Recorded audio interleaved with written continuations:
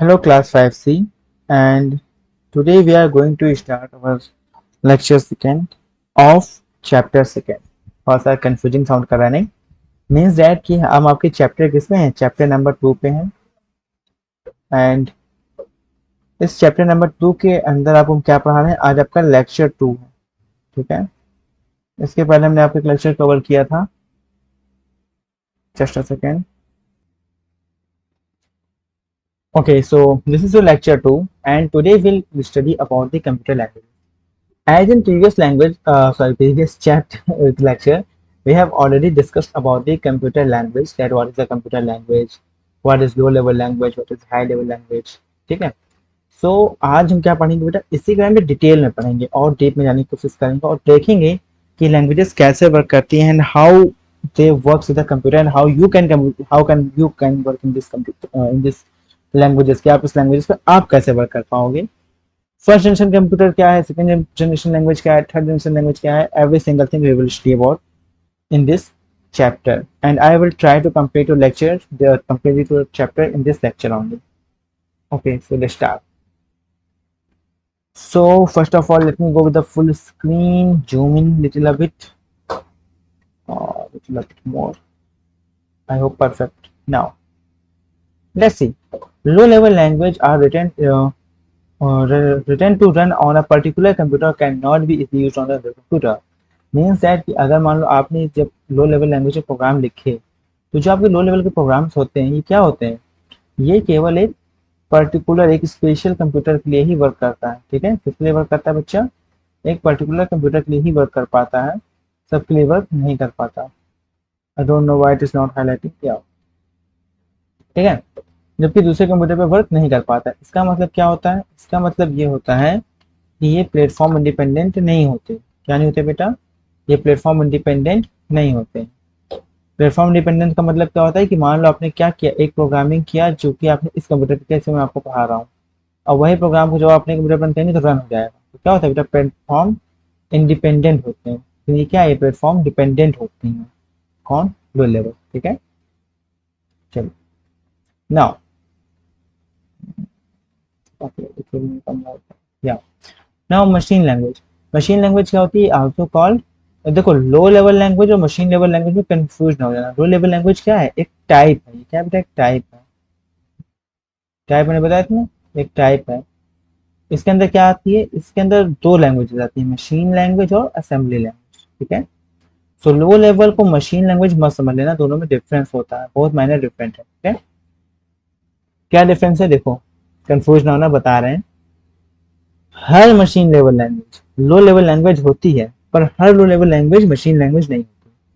समझो बात को.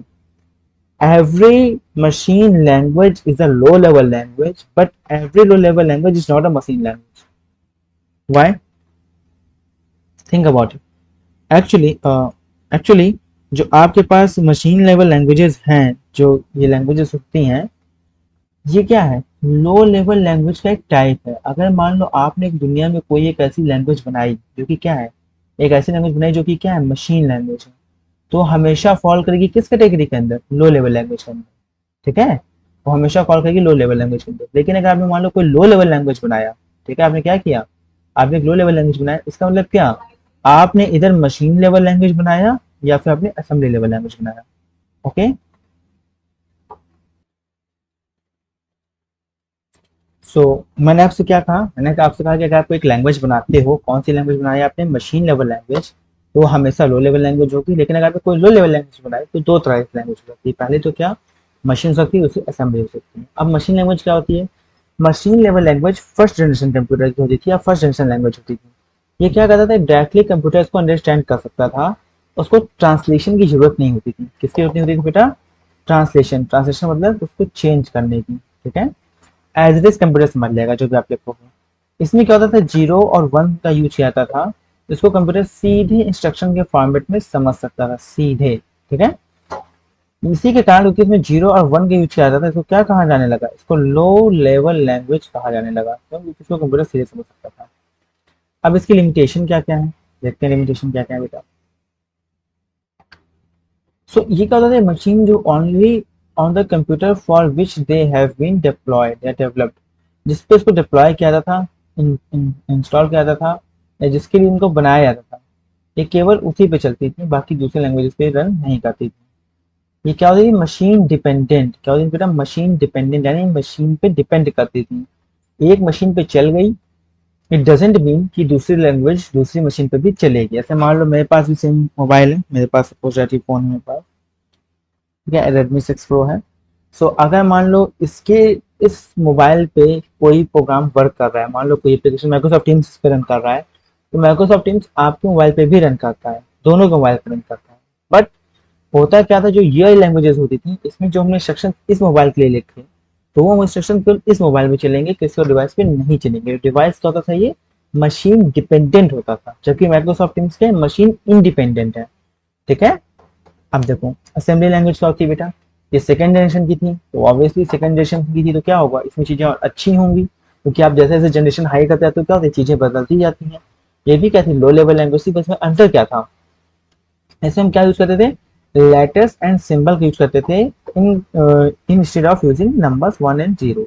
जहाँ पे 1 एंड 0 का हम केवल यूज करते थे, उसको हमने किससे रिप्लेस कर दिया, इसको हमने रिप्लेस कर दिया अल्फाबेट, ABCD एंड लेटर्स से। ठीक है।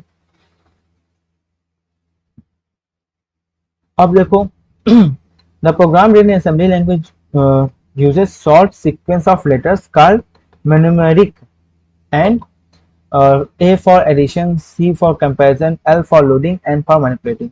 Assembly level language is the source program which is must be translated into machine language before computer can understand it. So होता है क्या है, असेंबली लेवल में जो भी आप करते हैं उसका एक मेन्यूमेरिक कोड बनता है। मेन्यूमेरिक कोड क्या होता है, ये मैं इसको लोग मेन्यू न्यूमेरिक कोड भी बोला जाता है, इसको मेन्यूमेरिक ही बोलते हैं, मैं मेन्यूमेरिक बोलता हूँ। सो मेन्यूमेरिक कोड क्या होता है, मेन्यूमेरिक कोड आपका जो होता है एक तरीके से, जैसे मान लो मैंने आपसे बोला कम हियर, ठीक है, या फिर आपसे मैंने बोलना था कम हियर, एंड आपको क्या कर सकता हूँ, COMEHER ये बोल सकता हूँ कम हियर।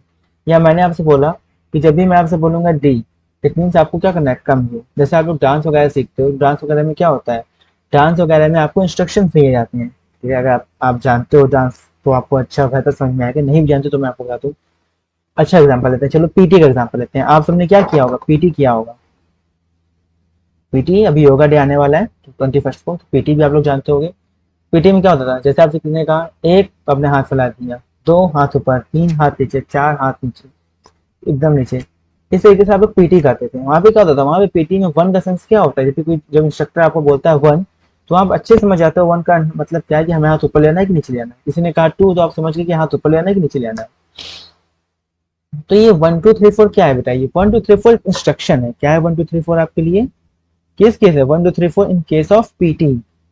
ठीक है, पीटी केस में क्या है, पीटी के केस में 1 2 3 4 एक इंस्ट्रक्शंस होते हैं। सेम आपके गाने में भी होता है, वन होगा तो लेफ्ट पैर आगे करना है कि राइट पैर आगे करना है, कौन से हाथ को उठाना है, कौन सा हाथ को नीचे करना है। तो 1 2 3 4 के हिसाब से वहां पे भी आप डांस भी सीखते हो। पीटी भी 1 2 3 4 5 6 7 8 के सीक्वेंस में होती है। तो ये सीक्वेंस क्या होता है, एक तरीके से आपको इससे पता चल जाता है कि आपको क्या इंस्ट्रक्शंस मिलना है और क्या ऑपरेशन परफॉर्म करना है। ठीक है, क्या इंस्ट्रक्शंस मिलना है और क्या ऑपरेशन आपको परफॉर्म करना है, ये आपको जानकारी मिल जाती है। सेम वे यहाँ भी क्या होता है, मेनुइक कोड होते हैं। ये मेनुइक कोड क्या करता है, ये मेनुइक कोड जो आपके होते हैं, सिंपली एक लेटर होता है, जैसे ए, हमने अभी क्या बताया आपको वन, वैसे ये क्या है, यहाँ पे ए हो जाएगा, A means addition, C for comparison, comparison मतलब कंपेयर करना, क्या दो स्ट्रिंग बराबर है, क्या दो वर्ड्स बराबर हैं, ये दोनों इक्वल हैं, ग्रेटर देन है कि लेस देन है। इस तरह की जो चीजें होती है कंपैरिजन, जहां पे हम कंपेयर करते हैं उसको कहते हैं कंपैरिजन करते हैं। L, L for loading, loading means input, M for multiplying. ठीक है, इस तरीके से वो कोड होते थे, सब बहुत से होते हैं, अलग अलग होते हैं। तो ये केवल आपके अंडरस्टैंडिंग के लिए मेनुमेरिक का मतलब क्या होता है। अब मेनुमेरिक तक तो ठीक है। अब आप कहोगे कि सर सोर्स प्रोग्राम क्या होता है, उसको कन्वर्ट करना क्यों जरूरी है। देखो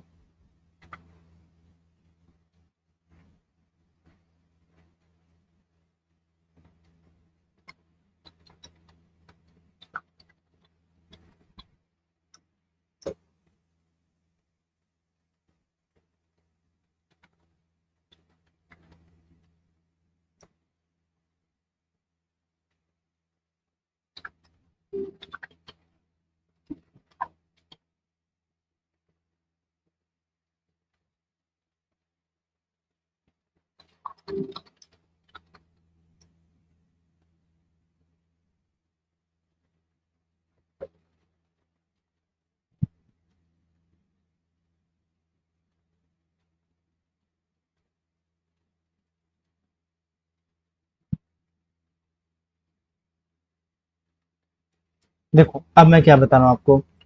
सोर्स प्रोग्राम को आपने लिखा, आपने किसमें लिखा? सोर्स प्रोग्राम को लिखा। इन विच सेंस? आपने सोर्स प्रोग्राम को लिखा किसमें? असेंबली लैंग्वेज में। ठीक है।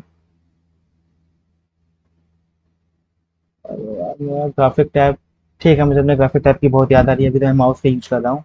But from the next lecture I will use graphic tab only. Okay. So क्या कहता है, आपने सोर्स प्रोग्राम को लिखा असेंबली लैंग्वेज में, यहाँ पे आपने क्या लिखा? A for addition. ठीक है, हमने आपको क्या बताया? ए फॉर एडिशन ना। ए फॉर एडिशन आपने क्या लिखा? आपने यहाँ पे लिख दिया कुछ ऐसा, ए मतलब फर्स्ट लिखा 32 AC। 32 AC का मतलब क्या है? यहाँ पे रफ में आपको कर रहा हूँ। 32 AC का मतलब क्या है बेटा? एक मिनट, जो माइस, ये अच्छा, हाँ ओके, इसकी साइज मोटी कर देता हूँ। ओके, तो यहाँ पे 32 AC का मतलब, सॉरी AC नहीं होगा यहाँ पे, मैं कोई डिजिट लेता हूँ, A5 ले लेता हूँ। A5 का मतलब क्या है यहाँ पे?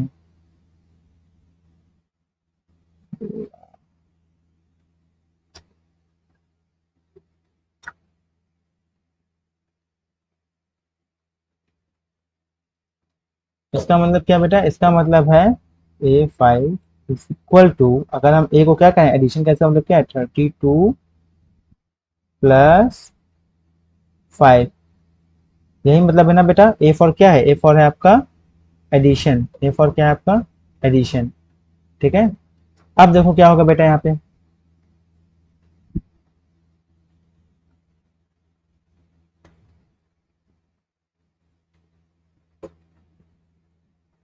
अब इसको आप ऐड कर जाए तो कितना आएगा बेटा?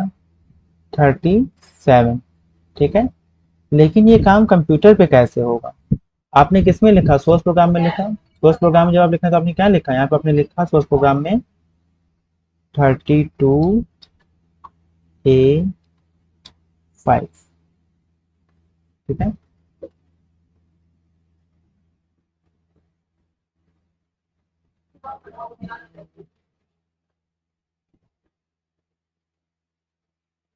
मैं इसको साइज थोड़ा छोटा कर देता हूँ। हाँ, 32 A5 आपने लिखा। मैं आपको एग्जाम्पल के लिए बताऊँ तो आप लिख देता हूँ एग्जाम्पल, ताकि आपको समझ में आए कि एग्जाम्पल है। नहीं तो आप इसको कंफ्यूज हो जाओगे इसी के साथ कि अरे सर आपने तो इधर फेल लिख दिया, इधर फेल लिख दिया। ठीक है, देखो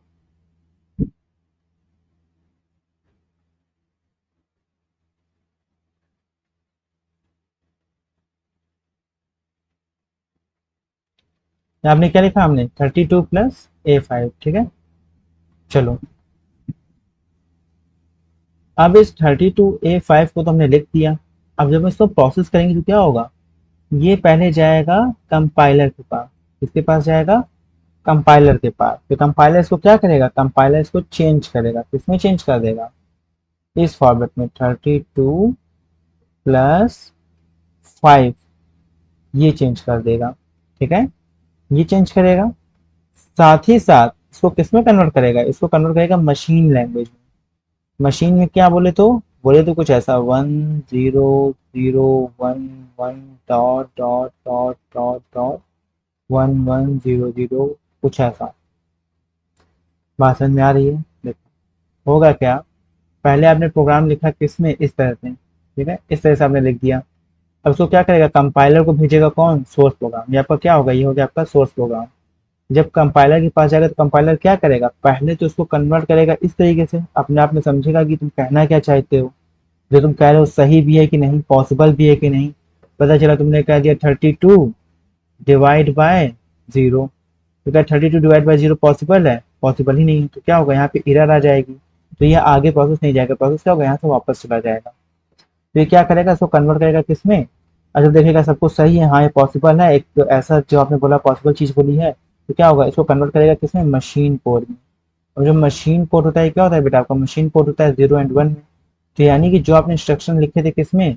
ऐसे 32 A5 ये किसमें कन्वर्ट हो जाएंगे? ये फर्दर कन्वर्ट हो जाएंगे इस 0 और 1 के फॉर्मेट में। आई होप कि आपको समझ में आ रहा है। तो इस तरीके से क्या होगा? 32 A5 being converted as 0011 format इसमें कितने जीरो होंगे कितने वन होंगे डिपेंड करता है आपके कंपाइलर और इंटरप्रेटर पे। ठीक है, चलो ये समझ में आ गया आपको। नेक्स्ट, अब देखो असेंबलर क्या होता है। An assembler is a program used to translate assembly level language into machine level language so that, तो ये जो मैंने कंपाइलर इंटरप्रेटर बताया वैसे असेंबलर भी होता है, नाम अलग अलग है। कंपाइलर इंटरप्रेटर क्या करते हैं कि हाई लेवल लैंग्वेज को भी कन्वर्ट कर देते हैं, और ये असेंबलर क्या होता है, केवल और केवल असेंबली लैंग्वेज को कर सकता है। तो क्या होता है, जो मेनोमिक कोड होते हैं, मेनोमिक मैंने क्या बताया 32 ये 5 की तरह के कोड होते हैं, सो क्या करता है ये 1100 के कोड में बदल देता है।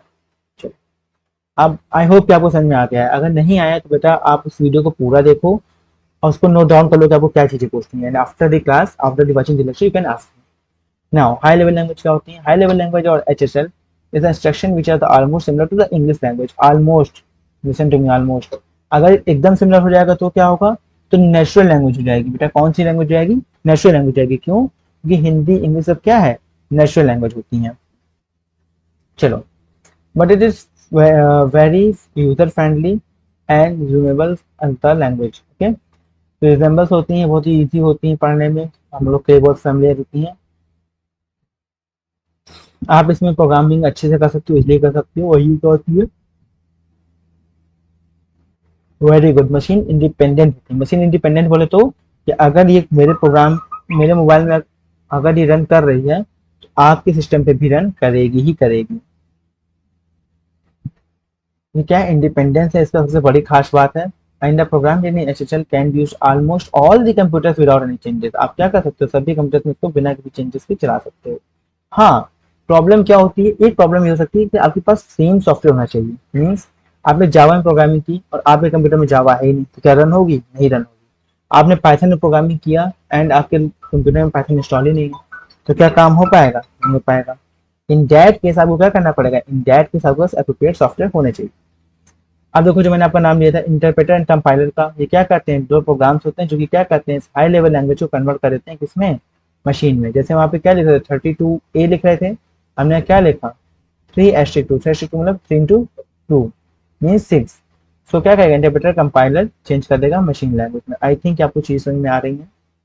Three main category of high level language are procedural, non procedural and natural. Procedure क्या होती है, ये थर्ड जनरेशन लैंग्वेज होती हैं। In this computer write instructions that a computer do accomplish and how to do it. This language uses English-like words to make easy the programmer to write the program. For example, add for addition, print for print. Many third generation program uses architectures like asterisk for the multiplication and plus for the addition. ठीक है, यहाँ पे आपको क्या लिखना है, मान लो मैं लिखना है 32 add 5 सिंपली। ठीक है, इस टाइप से। और यहाँ पे क्या होता है, ये आपकी थर्ड जनरेशन कंप्यूटर की लैंग्वेजेस होती हैं। हमको प्रिंट करना है हम प्रिंट लिख देंगे, मल्टीप्लाई करना है एस्ट्रिक लगा देंगे, इसको एस्ट्रिक बोलते हैं बेटा। एंड आप लोग उसको स्टार बोलते हो, लेकिन स्टार बोलना गलत है, इसको एस्ट्रिक बोला जाता है। देन प्लस क्या होता है, एडिशन के लिए। तो प्रोसीजर में उसको कहते हैं सोर्स प्रोग्राम। देखो सोर्स प्रोग्राम जो सब में बनेगा, जब भी आप कोई भी प्रोग्राम लिखोगे तब क्या लिखोगे, सोर्स प्रोग्राम ही लिखोगे। इसको ट्रांसलेट करना पड़ता है किसमें, मशीन लेवल लैंग्वेज में। जैसे कि अभी असेंबली में चेंज कर रहे थे, असेंबली में हमने सोर्स प्रोग्राम लिखा था, किसमें चेंज किया था, मशीन में चेंज किया था। जब असेंबली में किए तो हाई लेवल लैंग्वेज में नहीं करेंगे, बिल्कुल चेंज करेंगे। तो इसमें क्या होगा, जिसका सोर्स प्रोग्राम होगा उसको चेंज करेंगे मशीन लैंग्वेज में। ठीक है, अ कंपाइलर और an interpreter is the program which is use to perform the translation for the third generation language. तो क्या होगा, जो थर्ड जनरेशन लैंग्वेज को कन्वर्ट कर सकता है वो कौन है, आपका assembler and sorry compiler and interpreter. Compiler and interpreter अभी मैंने एग्जांपल दिया था आपके सामने। तो मैंने कंपाइलर इंटरप्रेटर क्यों लिखा था, कंपाइलर और इंटरप्रेटर मैंने इसीलिए लिख दिया था क्योंकि ये दोनों क्या है, थर्ड जनरेशन के हैं। जो थर्ड जनरेशन का है वो क्या हो सकता है, सेकंड को भी कन्वर्ट कर देगा और क्या करेगा, फर्स्ट को भी कन्वर्ट कर देगा। ठीक है, चलो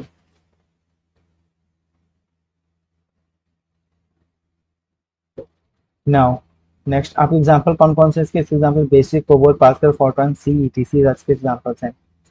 नाउ अब बात करते हैं नॉन प्रोसीजरल लैंग्वेज की। तो नॉन प्रोसीजरल लैंग्वेज क्या होती है, ये आपकी फोर्थ जनरेशन की प्रोग्रामिंग लैंग्वेज होती है। इसमें क्या होता है, it is this language program only specific what the users should accomplish without explaining how. नहीं मैं, मेरे को काम है, बुलाया जा रहा है। आई हैव टू, मैं लॉक कर दूंगा, आप चाबी दे दीजिए मुझे। मैं आपको चाबी दे दूंगा ना निकल के यहाँ से। बिल्कुल बिल्कुल, I am no issue. Okay, so non procedural language क्या होती है, non procedure language is also called a fourth generation language, यानी फोर्थ जी है। This language programmer specify that what the program should accomplish without explaining how it uses English like statement. Means क्या, वैसे काम होने का मतलब कि जैसे मान लो कॉलिंग का फीचर है आपके मोबाइल में, ठीक है, तो कॉलिंग का फीचर हो जाना चाहिए, बट कैसे करना है इसको एक्सप्लेन नहीं करना पड़ता। थोड़ा सा कंफ्यूजिंग हो रहा है ना। लेट्स आपको मैं समझाता हूँ। देखो, आपको फोन करना है, कॉल करना है, तो आपने क्या किया, आपने सीधे एंड्रॉइड का एप्लीकेशन इंस्टॉल कर लिया। एंड्रॉइड एप्लीकेशन इंस्टॉल कर लिया, आप क्या, आपके मोबाइल में मैसेजेस, कॉल और नॉर्मल बेसिक जो चीजें हैं, मोबाइल की घड़ी, सब अपने आप आ जाती हैं। ठीक है, तो ये सब क्या है, ये अभी नॉन प्रोसीजर के अंतर्गत आता है। ठीक है, इसको हम और अच्छे समझाते हैं आपको। देखो, जैसे जावा है, तो जावा में, जिसको मैं जानता हूँ अच्छे से, जावा जानता हूँ, विजुअल बेसिक ओरेकल से भी कुछ पढ़ा है। ओरेकल तो एक तरह से डेवलपिंग कंपनी है, बट जावा के बारे में नहीं बात करते हैं। जावा क्या करती है, जावा में कुछ एपीआई होती है। क्या होती है बच्चा, एपीआई। एपीआई क्या करती है, आपको मान लो एक टास्क चाहिए, आपने कहा कि एक हमें ऐसा सॉफ्टवेयर चाहिए जो कि क्या करे, मेरी इंग्लिश के लेटर्स, जैसे आपके सामने इंग्लिश खुली ना, ये इंग्लिश लिखी, इसमें से क्या करे, इसमें से नाउन को अलग कर दे, किसको अलग कर दे, नाउन को अलग कर दे। तो अब यहाँ क्या करोगे, जावा में एक एपीआई आप इंक्लूड करोगे और ये अपने आप नाउन अलग कर देगा। कोई प्रोग्रामिंग ही नहीं लिखनी है आपको। समझ पा रहे हो? प्रोग्रामिंग नहीं लिखनी, क्यों नहीं लिखनी, क्योंकि इसमें क्या है, ये ऑलरेडी इसके अंदर इतनी फंक्शनलिटी दी गई है। सो the fourth, in fact, it was so easy to use that a user with a very little programming background can develop programs using the four dimensional language। क्यों बेटा, क्योंकि इसे प्रोग्रामिंग लिखनी ही नहीं है, क्या करना है, उठा उठा के ऐड करना है। आपके पास डेटा फंक्शनलिटी दे दी गई, ठीक है, तो आपको ये करना है तो आप इसको ऐड कर लो, ये एपीआई यूज कर लो, वो एपीआई यूज कर लो, ये कर लो, वो कर लो, इसे आपको बता दिया गया, एंड इसको आपने क्या किया, इसको आपने यूज कर लिया। ठीक है, and it is also a source program which must be translated into machine language. अब देखो बेटा, तुम प्रोग्रामिंग करोगे तो सोर्स प्रोग्राम जनरेट होगा। क्या होगा, प्रोग्रामिंग करोगे तो सोर्स प्रोग्राम जनरेट होगा, सीधी सीधी बात है। लो लेवल लैंग्वेज में हुआ, हाई लेवल लैंग्वेज में हुआ, थर्ड जनरेशन में हुआ, तो फोर्थ जनरेशन में भी होगा। अब जो हाई लेवल प्रोग्राम है आपका, सोर्स प्रोग्राम को क्या करना होगा, इसको कन्वर्ट करना होगा मशीन लैंग्वेज में। तो उसके लिए भी हम क्या करेंगे, ट्रांसलेटर्स का यूज करेंगे। ये एग्जांपल होगा आपके फोर्थ जनरेशन का। Now the fifth generation programming languages क्या होती हैं, ये क्या होती हैं, query language that allows user to enter request and resemble human speech. क्या होती है, ह्यूमन की स्पीच को भी समझ जाती है। ठीक है, एसोसिएट विद एक्सपर्ट सिस्टम और एआई के साथ आपके लगे होते हैं। जैसे आप अपने रोबोट से बोलो, I want a glass of water, I want a hot drink, तो क्या होगा, रोबोट आपको ढूंढ ढांड के ला के दे देगा, आपको परेशान नहीं होना है। उसके लिए आपको प्रोग्रामिंग नहीं करनी, किसी ऐसे इंस्ट्रक्शंस नहीं देना है। ठीक है, अब आपके पास बचते हैं लैंग्वेज। थोड़ा सा ही बेटा मैं आपको कवर कर देना चाहता हूँ, थोड़ा सा लंबा हो रहा है टॉपिक, मैं अच्छे से ही आपको बता रहा हूँ, कुछ छोड़ नहीं रहा हूँ। तो क्या होता है, ये तो समझ में आ गया होगा ना, जहाँ पे आपको क्या करना होता है, सीधा इंग्लिश इंस्ट्रक्शन देना होता है, कुछ प्रोग्रामिंग नहीं करनी होती है। अब लैंग्वेज प्रोसीजर प्रोसेसर क्या होते हैं, और language processor is software that convert source program into machine level. Because a computer does not understand program written in high level language or assembly level language, it understands only machine language. Compilers and interpreter are the example of the computer processor। Compiler interpreter मैंने आपको बताया, अभी इसके ऊपर बताया। अब देखो दोनों में अंतर क्या होता है। A compiler converts high level language program into machine language। It converts the entire HHL into machine language at once। क्या करता है, एक बार में पूरे प्रोग्राम को कन्वर्ट कर देगा, और जो भी आपकी एरर होगी वो आपको दिखा देगा एक साथ। समझ रहे हो, कंपाइलर ने क्या किया, आपके प्रोग्राम को उठाया, पूरे प्रोग्राम को कंपाइल किया, आपको एरर बता दिया। लेकिन इंटरप्रेटर क्या करता है, इंटरप्रेटर एक एक लाइन करता है। ठीक है, converts one line at a time. ये क्या करेगा, एक लाइन को चेक करेगा, सही है तो आगे बढ़ेगा। समझना बात को। आपने क्या किया,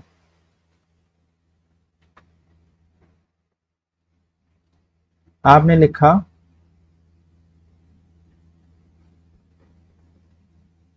आपने लिखा 100 लाइन ऑफ कोड।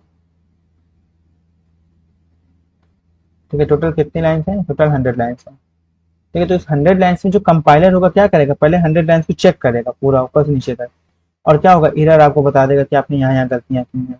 ठीक है, जबकि इंटरप्रेटर क्या करेगा, एक एक लाइन को चेक करेगा, लाइन बाय लाइन चेक करेगा, और तब आपको आंसर देगा। ठीक है, तब आपको एक एक करके एरर देगा। अब देखो हाई लेवल लैंग्वेजेस कौन कौन सी है, BASIC, beginner all purpose symbol instruction code, BASIC एक आपकी लैंग्वेज है। LOGO, language for of graphic oriented, COBOL ये हो गया, फॉरट्रान ये हो गया। Java object oriented programming, OOPS को यूज करता है, इसको उप्स बोला जाता है। देन सी प्लस प्लस, ये सब आपके पास नाम है, इसमें कुछ बताने ऐसा है नहीं किस लिए यूज होती हैं। सी प्लस प्लस ये क्या है, आपके नॉर्मली कमर्शियल के लिए यूज किया जाता था, सॉफ्टवेयर एप्लीकेशन के लिए। विजुअल बेसिक वेब डेवलपमेंट के लिए मेनली यूज किया जाता था। तो बेसिक प्रोग्रामिंग लैंग्वेज थी, इसको डेवलप किया गया किसके थ्रू, माइक्रोसॉफ्ट के through. Visual C plus plus ये भी प्रोग्रामिंग लैंग्वेज है। डेल्फी ये भी है, प्रोलॉग भी है। ठीक है, तो इस तरह की सब प्रोग्रामिंग लैंग्वेजेस इसका यूज किया जाता है। ओके, सो आई थिंक हमने तो कवर कर लिया, थोड़ा सा यहाँ पे इंपॉर्टेंट पॉइंट्स ये भी देख लो। बेसिक वॉज इन्वेंटेड 1963 बाय के थ्रू, डॉर्मट कॉलेज के थ्रू।